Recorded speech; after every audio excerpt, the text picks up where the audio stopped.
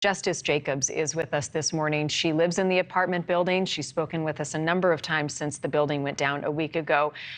Ms. Jacobs, thank you for giving us your time this morning. I know it's been a very emotional week for you and those who live in this building. How are you holding up this morning receiving this latest update? It is extremely heartbreaking. I cannot express enough love and light towards those families that are involved, that have lost their loved ones in something that could have been prevented on multiple levels. So it's hard. I'm okay. I'm holding up, but prayers definitely out to everybody that is involved. There are so many questions about why this happened and how soon people who could have done something about it knew. What questions do you want answered most right now? Why wasn't it done right? I don't understand how so many people that are supposed to be people in charge let this go unnoticed and unattended to when so many people are involved. So just answers on why it didn't go any further quicker and why the people that were in charge, why are you running? What are you running from? We need answers. We need justice for everybody. An investigation will now push forward and will likely gain a lot of momentum now that the recovery effort has concluded. The building will come down. How much information are you and others receiving from those actively involved in the investigation, if any? You don't really know what is truth and what is not. The media is saying a bunch of things, and you have friends and family that are also saying other things. I'm just kind of trying to stay out of it. And kind of try to move on a little bit and try to start building my life back together. It's hard to hear it from everybody all the time when we really don't know where our future lies. And your business was in the first floor of the building. It was the Healing Touch Massage Studio. Will you have access to any of your belongings? What have you been told about the demolition? So my business was not in the building, but I was a resident of the building. I actually lived on the fourth floor, and everything that I have is gone. Everything that I have in that apartment, I will not gain access to ever again. What floor did you live on, Justice? The fourth floor. And when we look at the rear of the building that collapsed, how close was your apartment to what came down?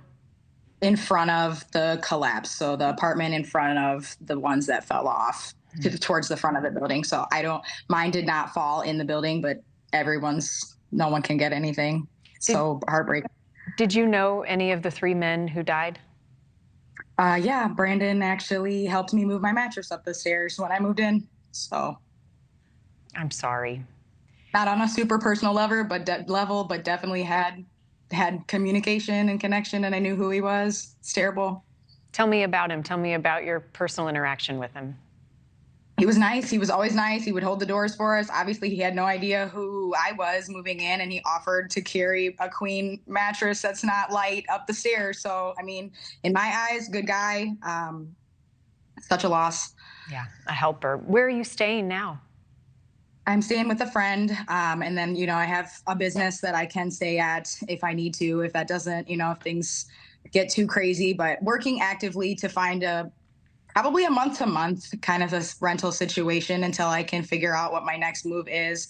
The fear of rushing into another rental that may be not great or need repairs or things like that. Also having things on my criminal background, it's just hard to find a place. So I'm just going to kind of sit tight. I'm going to use my support system that has been absolutely wonderful. I'm so grateful for the people that have been coming through for me. Are you receiving any of the reimbursement, a little bit of financial support to get through this patch? We did have a multi-agency come out. All the agencies around Davenport came out and did help out a lot. We don't know when that's going to come through. We don't know, but we applied. Everybody got the chance to apply for all of the funding that was offered. So we are super grateful for that as well. When you look at the building and knowing that your life is inside of it, you don't have access to some of your personal belongings. I think we often think, if you had to grab one or two things in an emergency, what would you grab?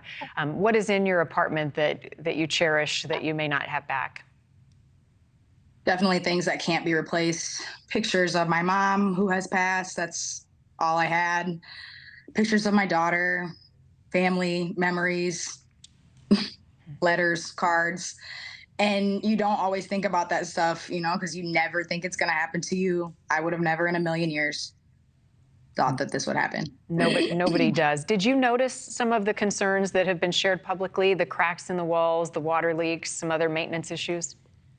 I did have a leaky sink about a week before the fall, but that's all my interaction with anything that would have been related. I mean, I had common concerns with just how the upkeep of the building was, cleanliness, things like that. But my neighbors did report cracks in their walls and things like that. Thank you for watching. Go to newsnationnow.com to find NewsNation on your television provider. And don't forget to click the red subscribe button below to get more of NewsNation's fact-driven, unbiased coverage.